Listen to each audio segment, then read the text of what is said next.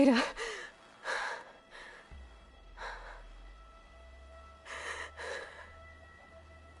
Varl.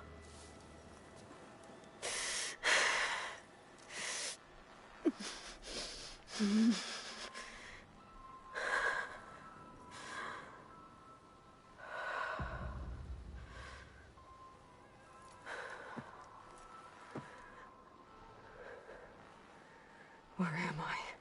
Ah, you're awake. You took quite a hit when Gerard attacked you. I imagine you must still be in a great deal of pain. I can assure you that we are safe. The others can't detect us here.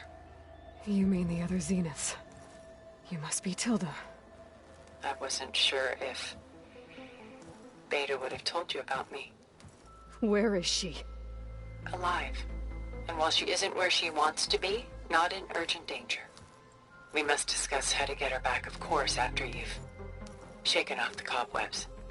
When you're ready, take the stairs down the hall and come see me. In the meantime, I'll make breakfast. Breakfast. Okay.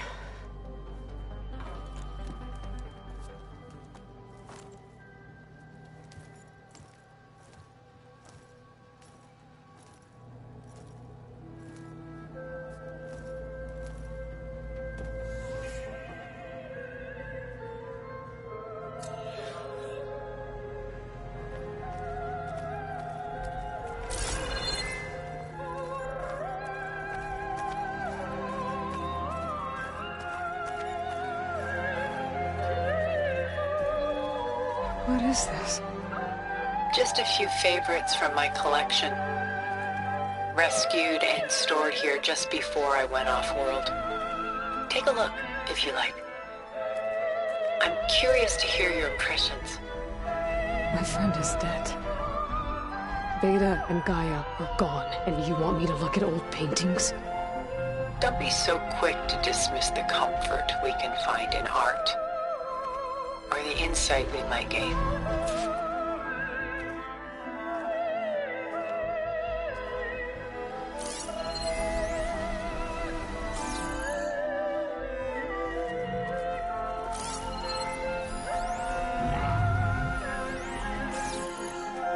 My favorite pairing on the left is Woman Reading a Letter by Vermeer, a true master.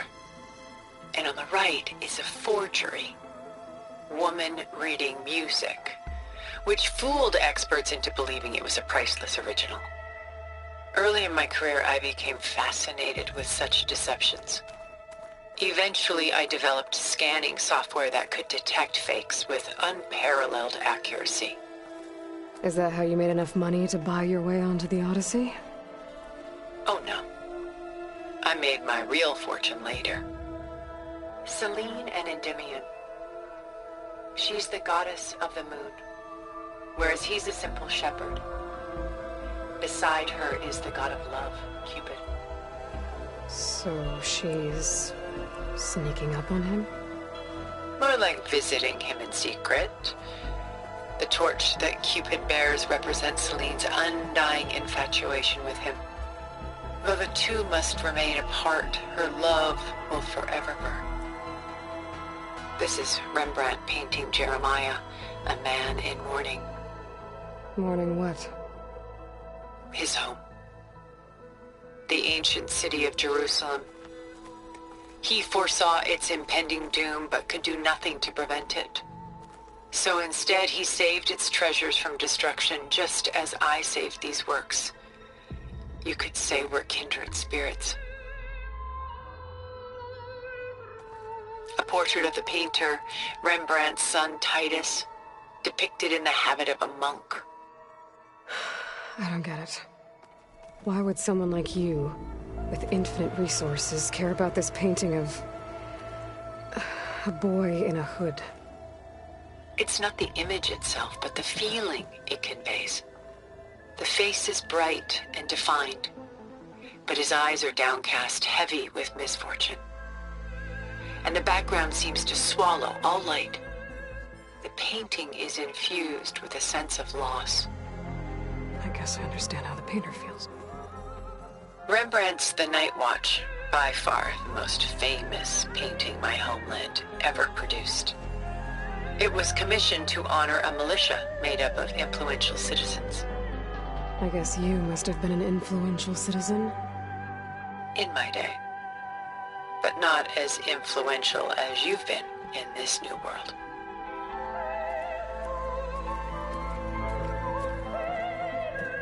The Gust, by Willem van de Velde, the most famous of his many maritime paintings. A ship crossing into the unknown. I guess you're familiar with that. Indeed, which is why I appreciate this composition in particular. Though waves and wind threaten to destroy the ship, it perseveres, clinging to the light even as darkness closes in all around it.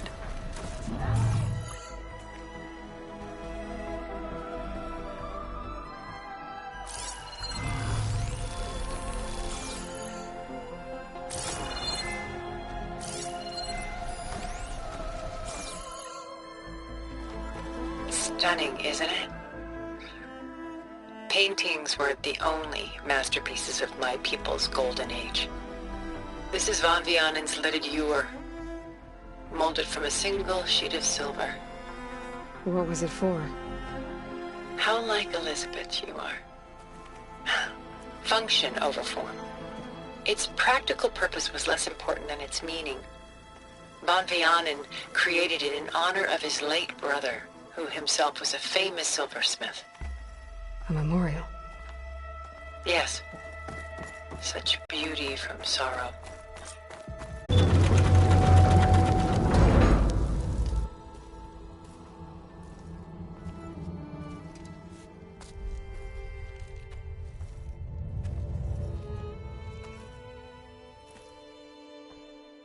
There you are. Feeling better? How did you find us? At the cauldron?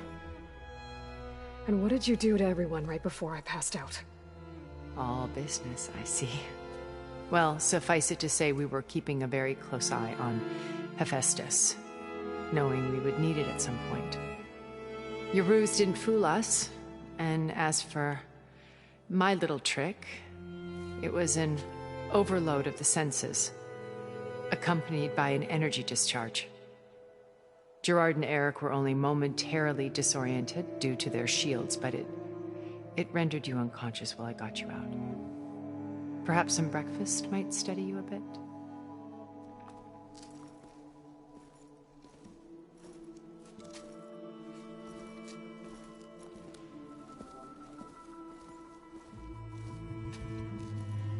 This was your house. The one you recreated for Beta, in the data channel you shared. How perceptive of you. Please, this way. After everything your people have done, you think I'm just gonna sit down and have a chat with you? They're not my people. They never were, and especially not now. You shot off into space with them, and lived with them for 1,000 years before coming back. So what made you suddenly turn on them?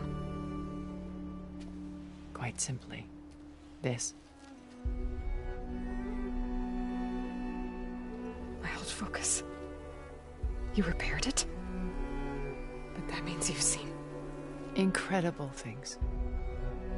What you've accomplished in 2 decades of life.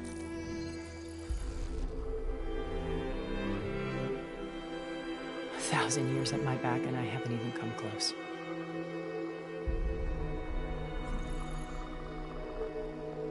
I'm sorry if I invaded your privacy, but I had to. In order to understand. To be enlightened. You truly are Elizabeth's blood. With her drive, her sense of mission, her integrity. Watching all this shamed me for the company that I've kept. Having seen it, all I want is to help you. Even if it means stopping your friends? Especially so. Please, sit down.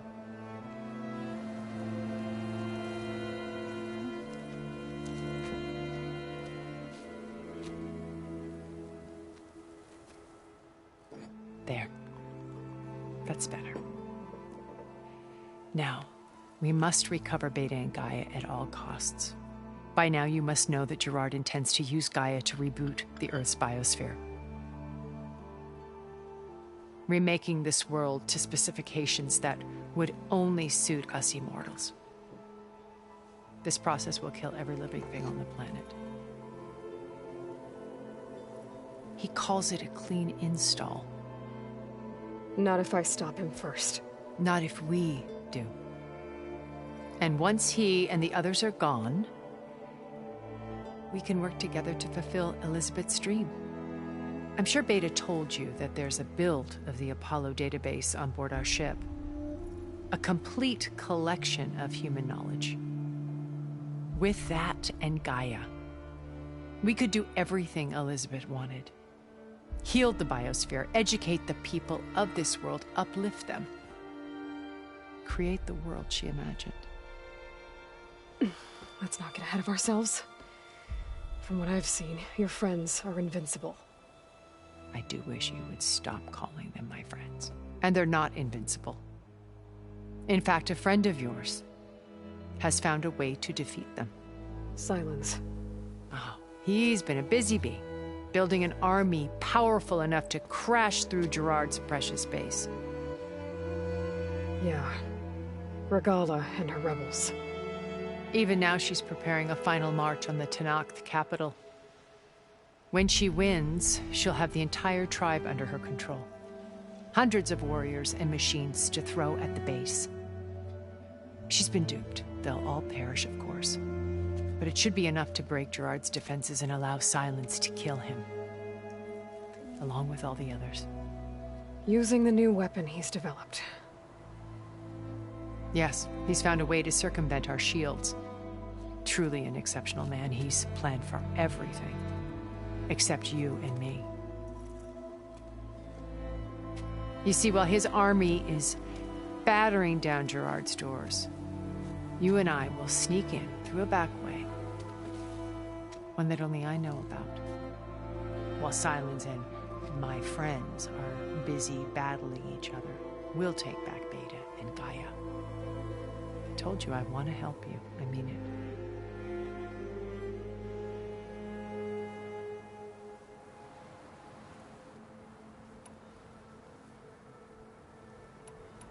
How do you know about Silence's plan?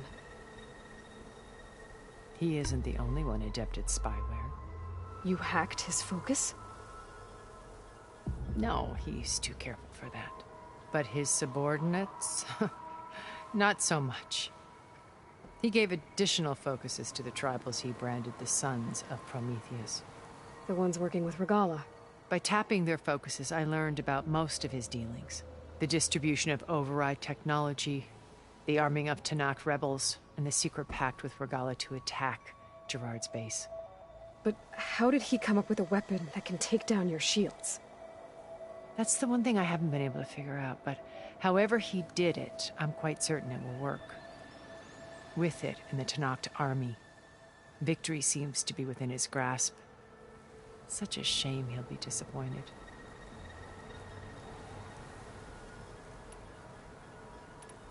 My old focus. How did you find it, let alone repair it?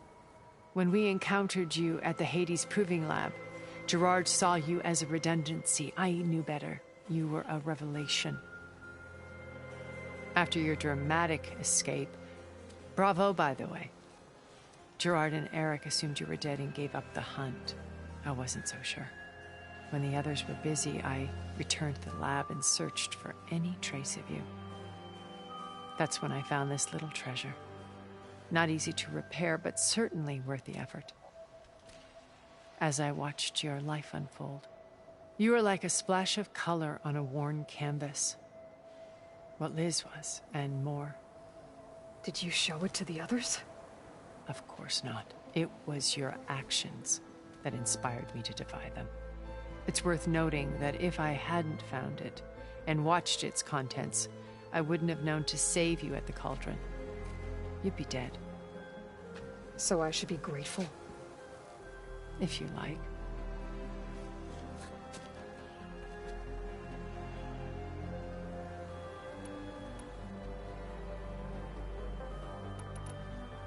So you knew Elizabeth. What was she like? Liz was everything she was. I see in you. And more. Your ingenuity, your determination, your moral compass. You've managed to distill her greatest qualities and make them your own. I'm not asking about me. Tell me about Elizabeth. What was she really like? The honest answer is that I don't actually know. For all the time that I spent with her, she always kept a part of herself locked away. It was like that from the moment we met.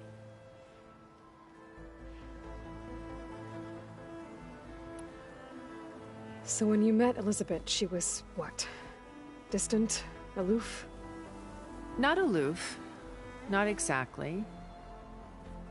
It was a summit in Paris about machine learning, a touchy subject in those days, because regulatory authorities were just starting to clamp down on AIs. Liz gave the keynote address. She had already achieved great renown for her work in automated environmental reclamation. But in her address, she was just starting to imagine the next step. An AI-driven system that wouldn't just act on its programming, but actually take responsibility for its sphere of influence. To care about life. Not just follow orders.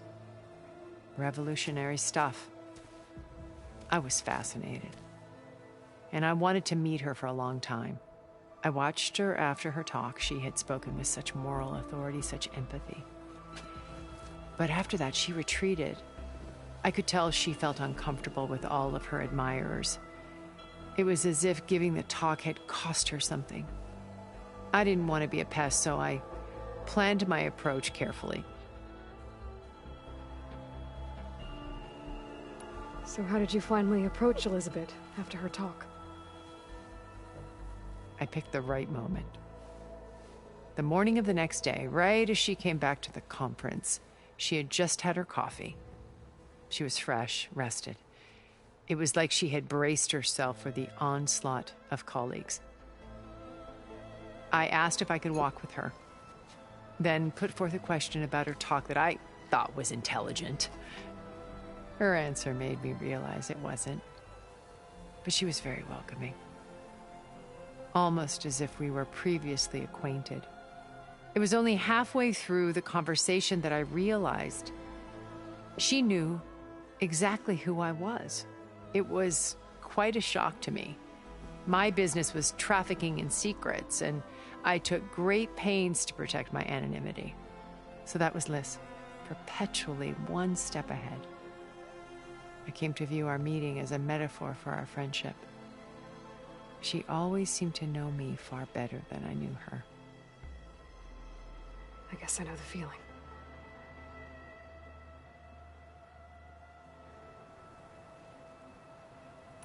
So you know all about me. What about you? What would you like to know? Well, start with your life on Earth. When I was 8, terrorists flooded my home city. Thousands drowned, my parents included. I was one of the few who survived. My guardian sent me to boarding school. Among my peers, I was the strange girl, the orphan to be avoided. All because of circumstances beyond my control. Oh. So we're a lot alike, huh? Aren't we? You were an outcast. But you didn't let that stop you from getting what you needed. Neither did I. I climbed my way out of desolation and used my wits to build a fortune. First, from the technical analysis of art and the detection of forgeries. Profitable expertise in those days. But as it turned out, the software I developed was even more useful for counterintelligence. From there, it was only a short step to gathering extremely valuable intelligence on my own. You were a spy? More like a service one could turn to for information. I had to remain anonymous, of course, to protect my privacy. But despite that anonymity, Far Zenith inevitably sought me out. What happened when Far Zenith approached you?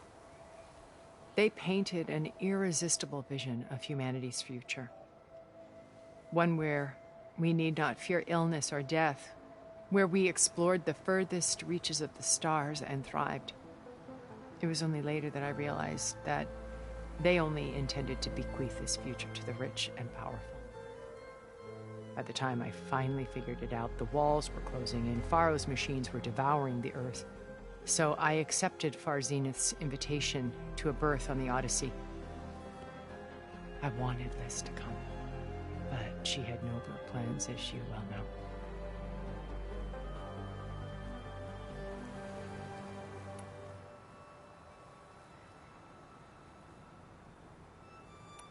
You said Beta is not in urgent danger, so what are the Zeniths doing to her? Putting her to work. Merging Hephaestus with Gaia. A difficult, time-consuming task, as I'm sure you know. They will compel her if need be, but her life is not in danger. She's the only one who can do it. Because you people made her to be nothing but a tool. Gerard's idea, not mine. They always viewed me with suspicion when I attempted any form of kindness towards her. That's why I created the data channel. A virtual place where we could speak in peace. So this channel you shared with Beta, none of the other Zeniths ever found out about it? Gerard believes he's the most cunning of all of us. Even after 1,000 years, he still can't imagine that I would outwit him. The channel allowed me to interact with Beta away from their mistrustful eyes. It offered us a chance to be ourselves. Until you cut off all contact. Yes, though it pained me. I was worried that our meetings would do her more harm than good. Well, she felt like you tossed her aside. I was afraid the others would find out and punish her. She may not have had the comforts of friendship anymore, but at least I ensured she was safe. I know it seems harsh, but you must believe that her well-being has always been paramount to me.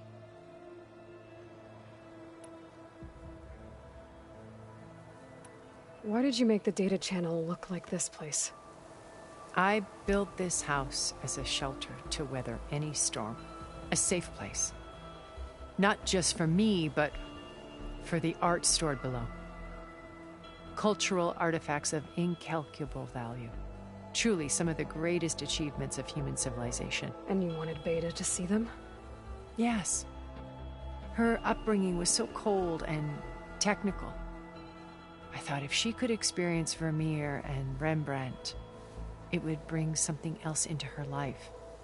A heritage every bit as valuable as the scientific and technical data being drummed into her. I'm sorry I had to cut off contact, but I'll never regret sharing this house with her. She needed its shelter even more than I did.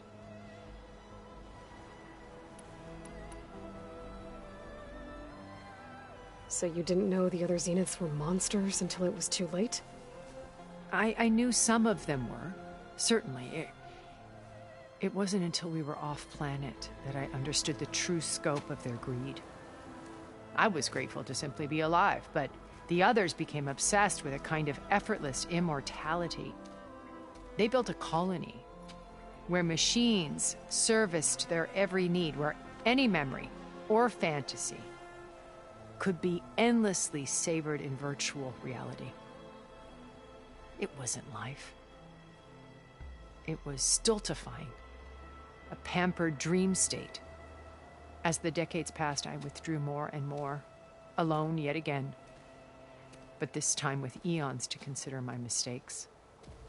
Now, finally, having met you, I feel like I have a second chance. To do what? Help you, of course. To fulfill Liz's dream, which isn't so different from Far Zenith's original vision. A better future for humanity.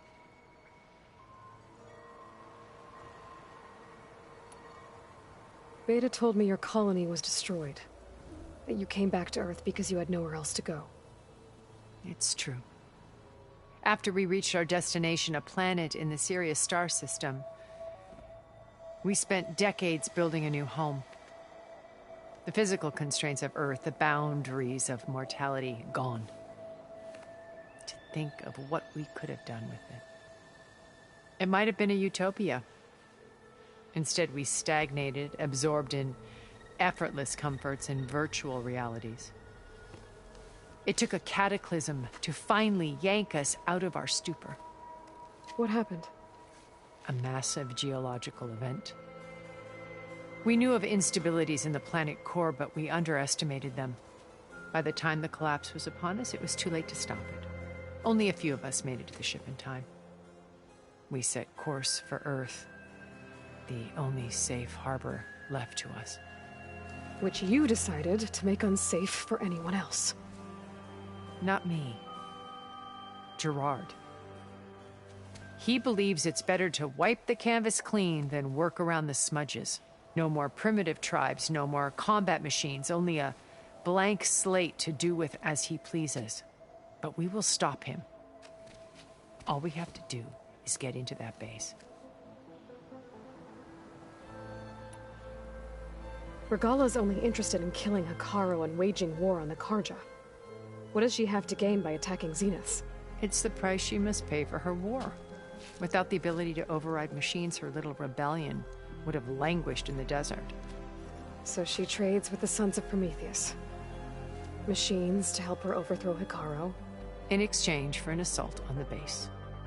Pride has deluded her into thinking she can actually survive such a battle.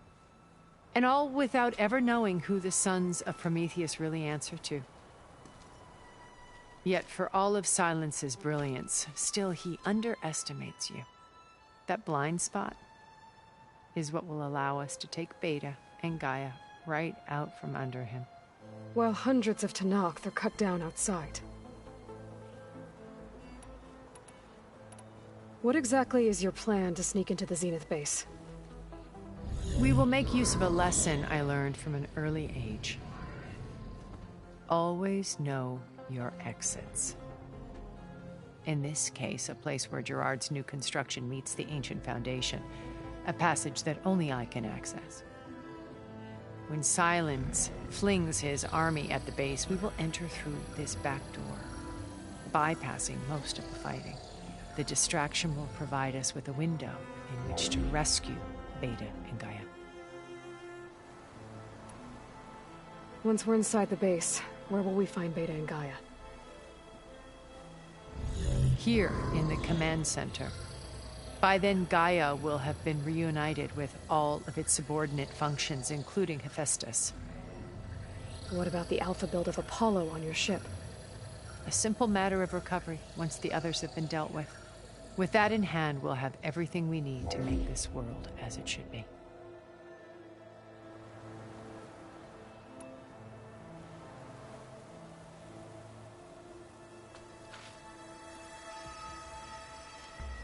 First Varl. Now Hekarro and the Tenakth. Your plan would wipe out an entire tribe. There has to be another way. We are in an admittedly desperate situation, but I assure you there isn't.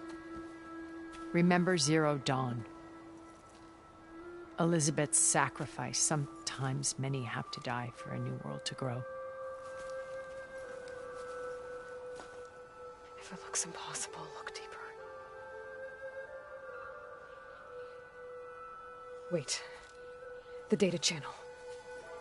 It still exists, doesn't it? I need you to open it. Let me talk to Beta. Impossible. We might be detected. It's worth the risk. There is another way, one where the Tenakth survive. But we won't. If the others... If you want to help, open it.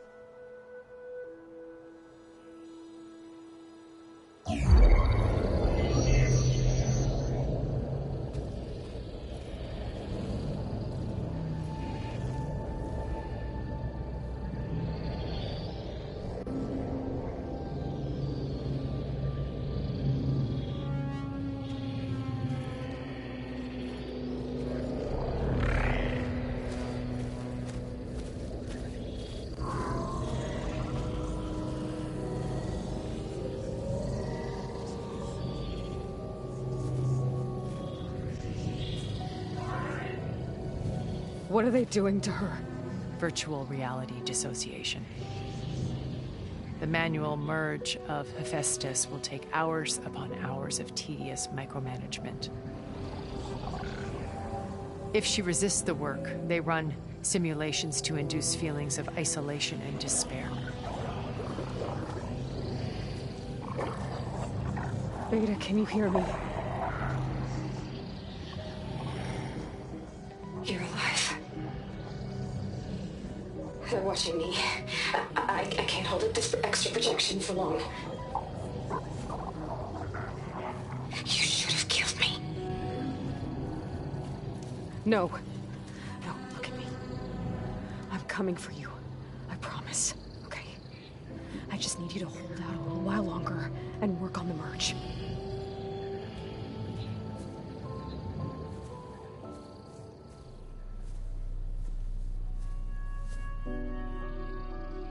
Then I think it can be done. I'll contact again when it's time. Can you hold on? As long as I know you're coming for me, I can endure anything.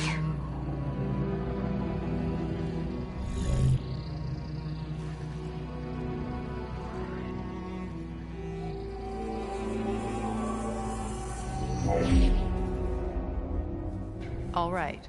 I did as you asked. Now I think you need to tell me what you're planning. I'm going to take Silent's army away. I don't need it. Only the weapon he made to penetrate your shields. And how do you propose to get it? Ask him nicely?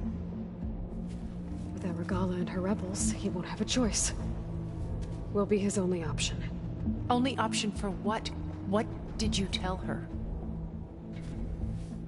That is between me and my sister. Will be Silent's only option for crashing that base. I'll tell you the rest later. But first, there are a couple of things I have to do. Oh. And what are those? Lay my friend to rest. And then I'm going to use the override that Beta gave me at Gemini to put an end to Regala's rebellion. From the air. Wait. Since you insist on doing things your way, I know of something that will truly help you make a grand entrance with the Tenat. The ancient Horus Titans still possess electromagnetic energy cells as part of their arsenal. Drop one of those on Regala's army and they'll receive quite a surprise.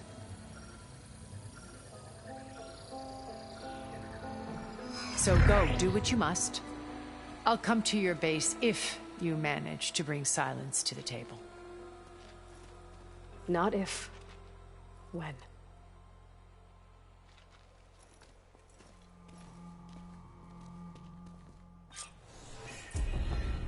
Erend, are you there? Aloy! Aloy, is that really you? Yeah, it's me. Where's everyone else? We're all... we're back at base. What happened? It might be easier to explain in person. I'll try to join you there when I can. Okay. We'll wait here for you. It's good to hear your voice, Aloy.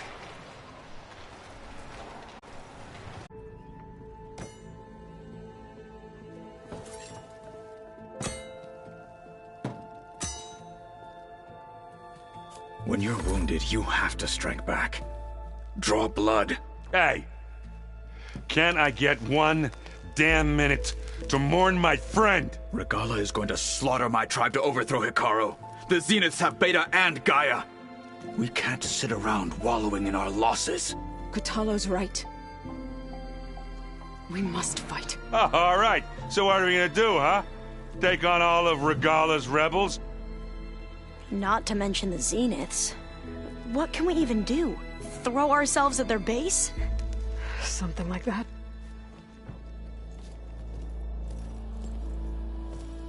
So...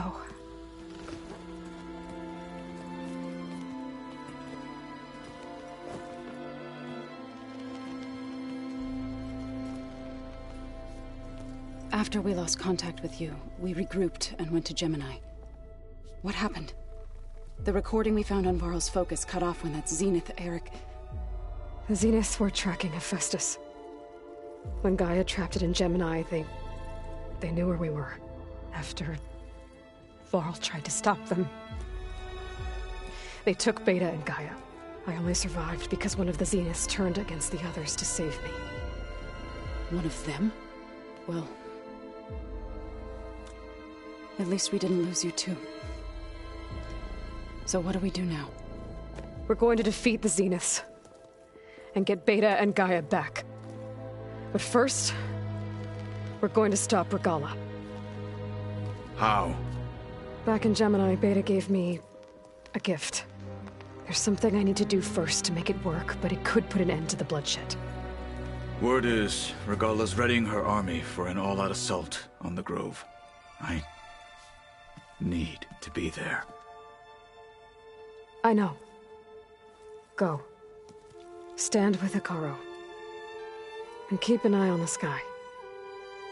Strike true as the 10. The rest of you, whatever preparations you need to make, upgrades, resupplies, get on it. It won't be long before we take the fight to the Zeniths. We'll be ready, Aloy. And when you're ready, meet me outside the east exit. I'd like to have a word in private. Even when things are darkest, you're the flame that lights the way forward. Just tell me one thing. Am I gonna get to smash up a bunch of Zenith bastards? We all are. Good.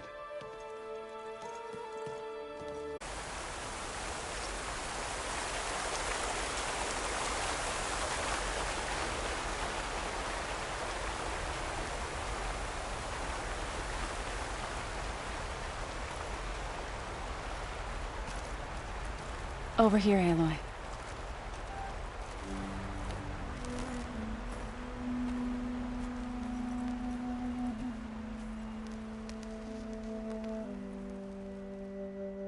We would come out here to tend to the garden.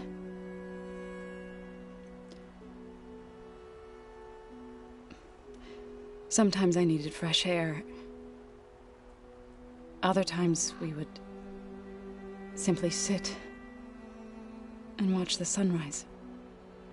So when we returned from Gemini, it seemed fitting that he be laid to rest here. Now he can always look out at Plain Song and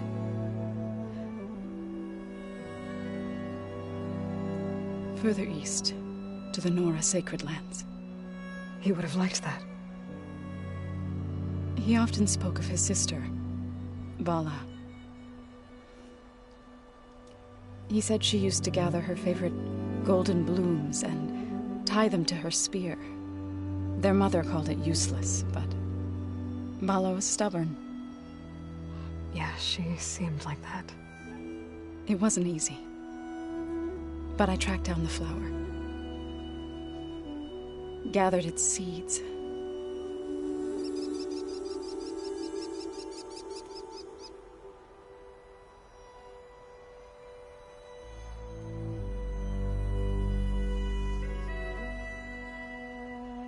As verdant limbs wither, roots rot in snow, still the sea rises as certain as stone. From death follows new life. So it is with the land.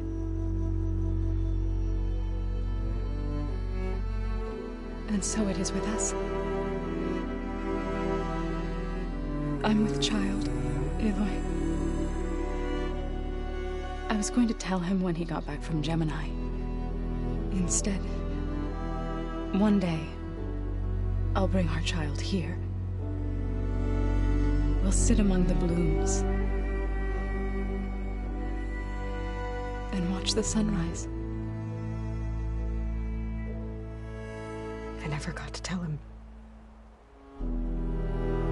To thank him. For saving my life, sure, but also You're not giving up on me. He always knew.